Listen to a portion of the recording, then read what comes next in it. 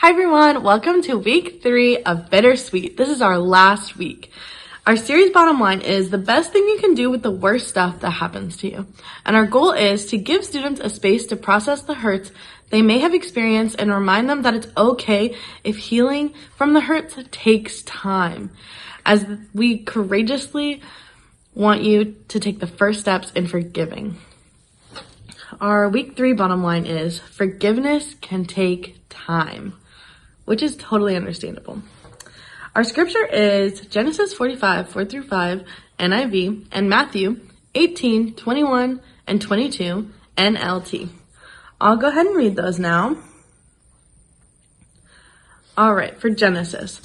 Then Joseph said to his brothers, "Come close to me." When they had done so, he said, "I am your brother Joseph, the one you sold into Egypt. And now do not be distressed and do not be angry with yourselves for selling me here, because it was to save lives that God sent me ahead of you." Genesis 45, 4-5, NIV. For Matthew, it is, "Lord, how often should I forgive someone who sins against me? 7 times? No, not 7 times, Jesus replied, but 70 times. 70 times 7. And that is Matthew 18, 21, and 22 NLT. So what we're learning today is forgive, forgive, forgive, over and over. Forgiving never runs out. It should never be a small number. We should forgive everyone no matter what. So now we are going to pray it out and then we are going to watch our feature presentation. Dear God, thank you so much for all the youth that joined us today. And please put it in their hearts that forgiving is something that will never get old, that we should never stop doing. Forgive, forgive, forgive. Amen. Now here's our feature presentation. See you all next week. Bye.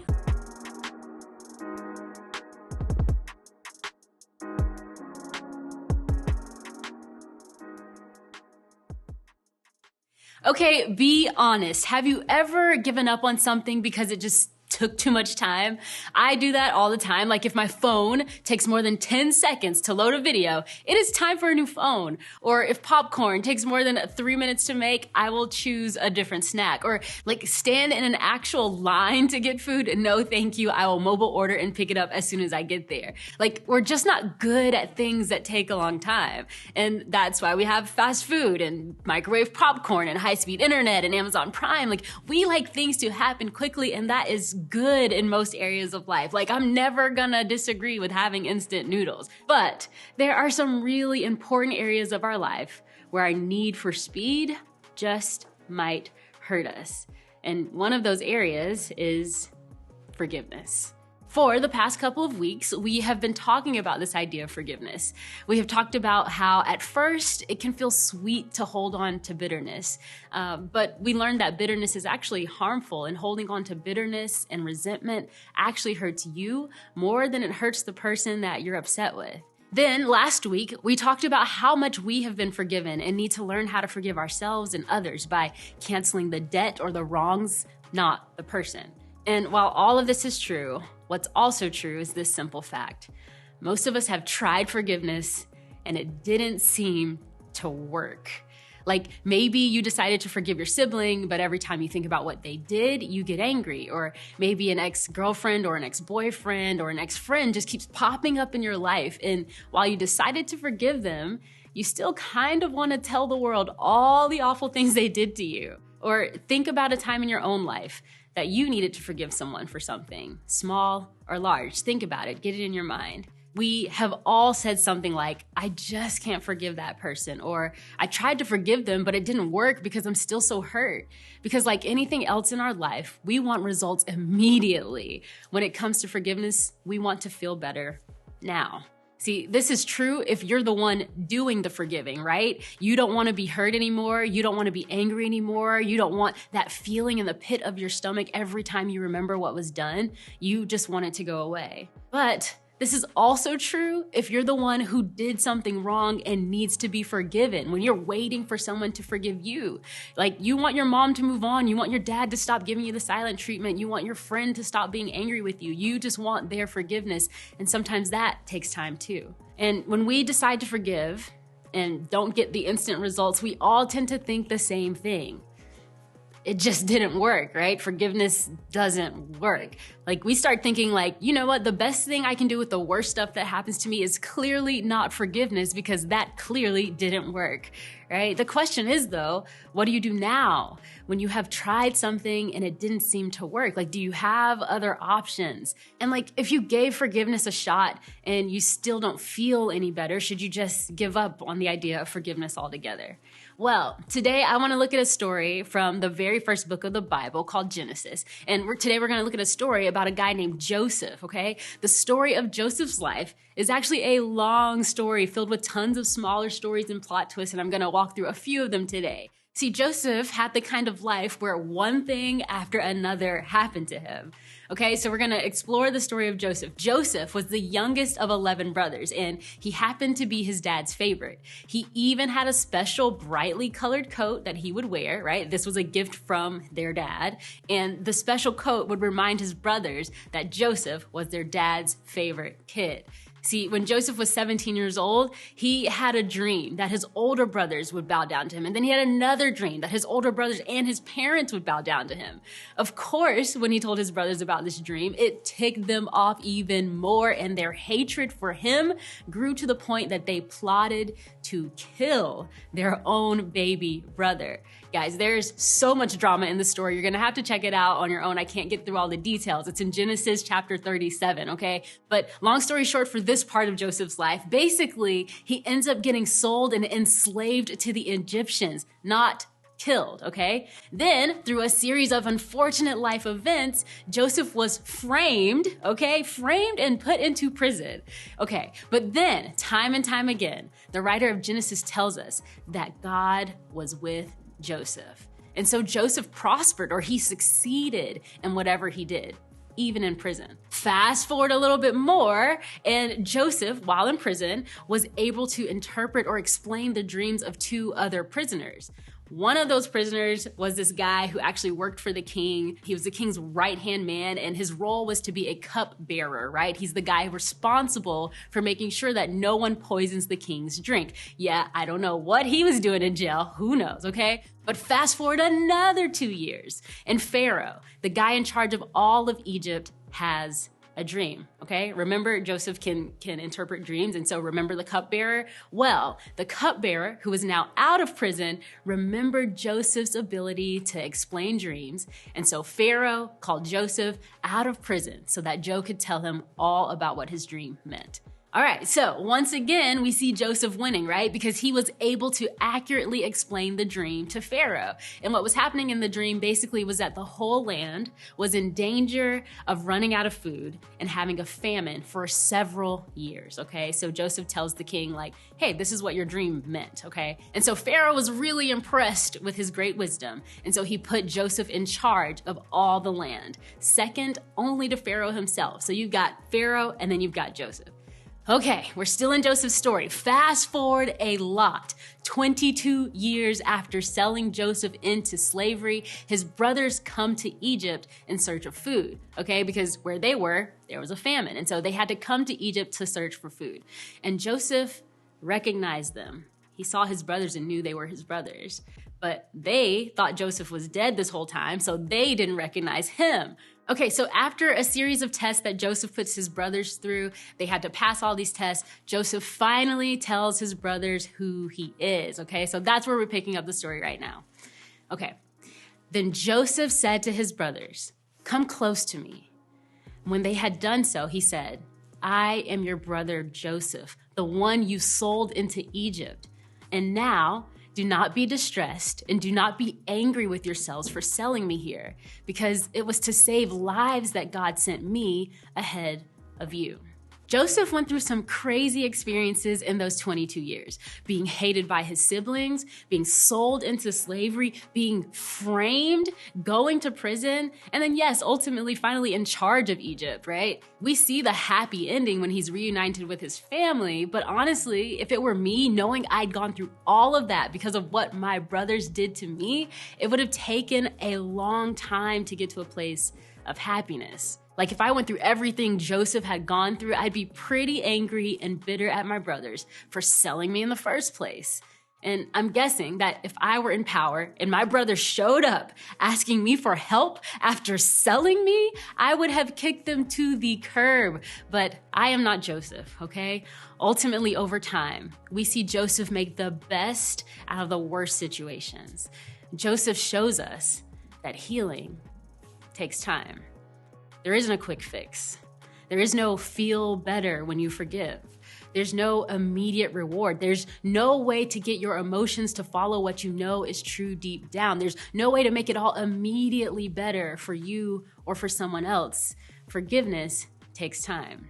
So if you've hurt someone and they can't let it go, and you're starting to get frustrated with how much they keep hanging it over your head, and you're like, I said I'm sorry, okay? Listen, give them a break, because forgiveness takes time. Healing takes time. And honestly, we just don't get to decide how quickly someone gets over a hurt. And in the same way, if you've been hurt by someone in your family or a friend, or something happened and you can't seem to move on as quickly as you would like, give yourself a break, because forgiveness takes time. Okay, so we looked at Joseph's story. That happens way back in the Old Testament. Fast forward a whole lot more. We're now in the New Testament because I want to tell you kind of about this conversation that happened between Jesus and one of his closest followers, Peter. See, Peter asked Jesus a question. He said, "Lord, how often should I forgive someone who sins against me? 7 times? No, not 7 times, Jesus replied, but 70 times 7.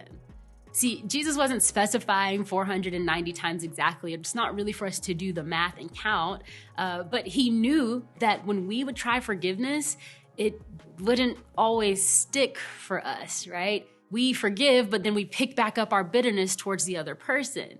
Jesus teaches us to keep forgiving as long as you need to, until your emotions catch up with your decision, until the hurt starts to hurt a little less. You keep forgiving over and over until you start to feel it. And for some of you, this is good news, okay? Because you finally have permission to not be okay immediately, right? You're not broken for saying, I forgave them, why am I still upset? No, you have permission to not be okay immediately. But for others of you, this might not be great news. Maybe it sounds depressing, because you want nothing more than for someone to get over what you did to them. You want a quick fix. You want the answer to be, just forgive 7 times, right? It would be a lot easier if this was how forgiveness worked. But Jesus doesn't want forgiveness to be something that meets a checklist requirement in our lives. He wants something to happen in our hearts. He wants us to be healthy emotionally and mentally. He wants us to have healthy relationships. That's why he tells us to forgive as many times as we need to until we've healed.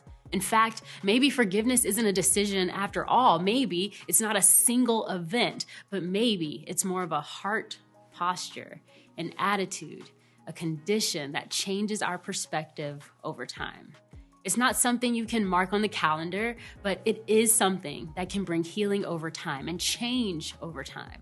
And this is a good place for us to kind of stop and have a little bit of a heart-to-heart and be really clear about something. I'm not talking about allowing someone, even if that someone is yourself, to repeatedly hurt, mistreat, or abuse you, okay? Because you matter so much, and there are so many people who care about you. So I want you to hear right now that this is your permission and encouragement to talk to a trusted adult if you're going through anything painful.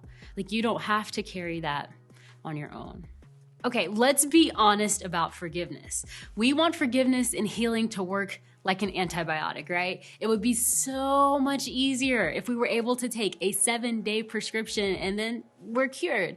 But Healing and forgiveness are honestly more like recovering from a big injury than taking a dose of medicine. I want to kind of show you what I mean by that. So hold on one second. See, when we're hurt or offended or angered by people, it takes time to heal.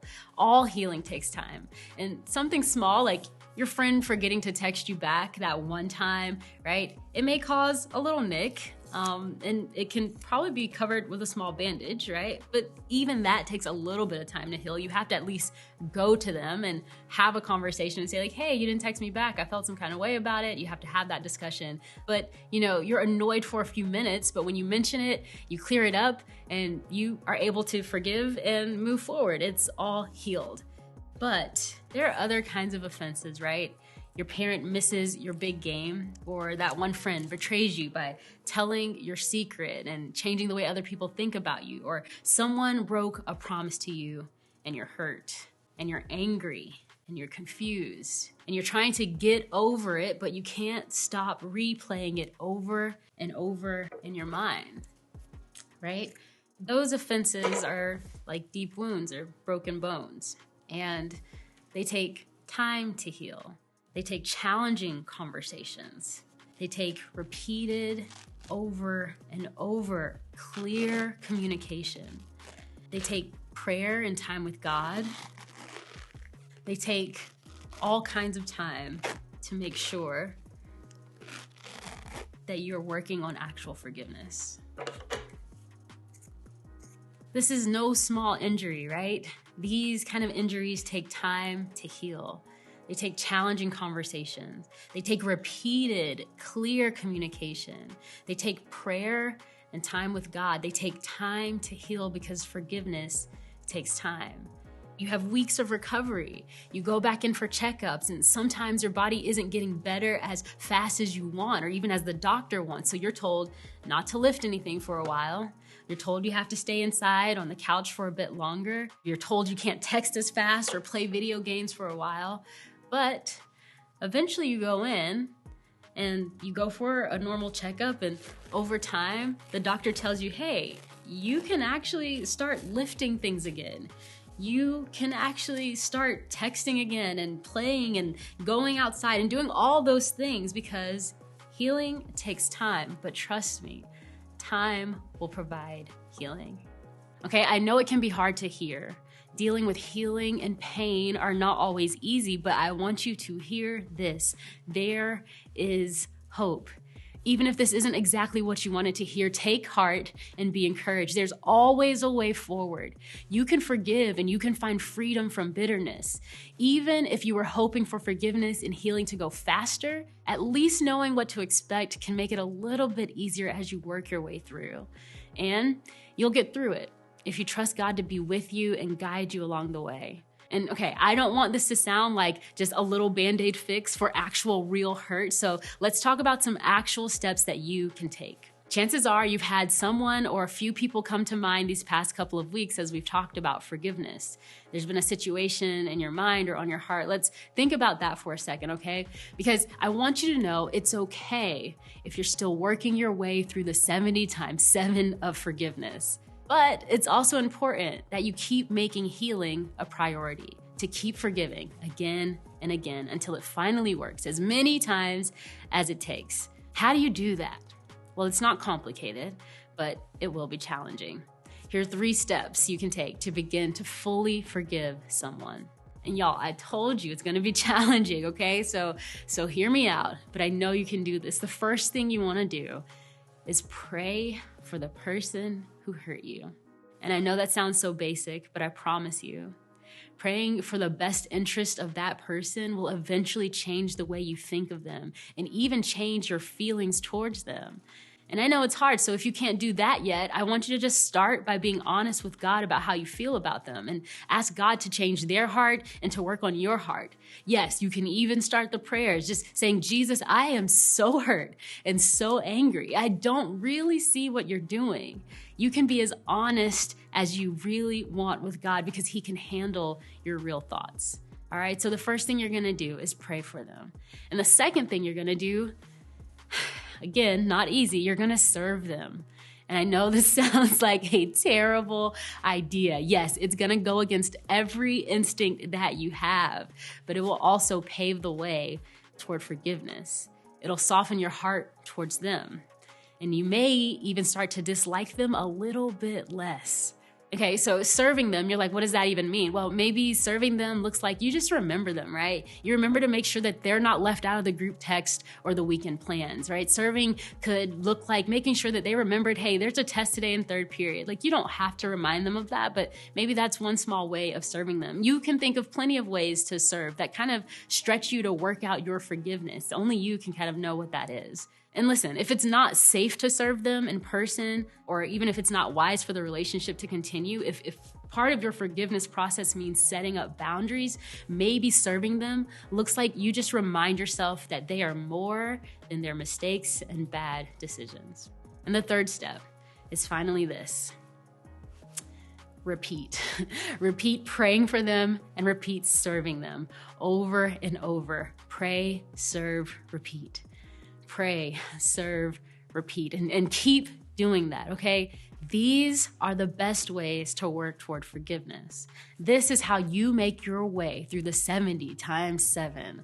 This is how you heal, not with revenge, not with anger, not with bitterness, not with trying to just forget about it, because that doesn't work, but by forgiving over and over again.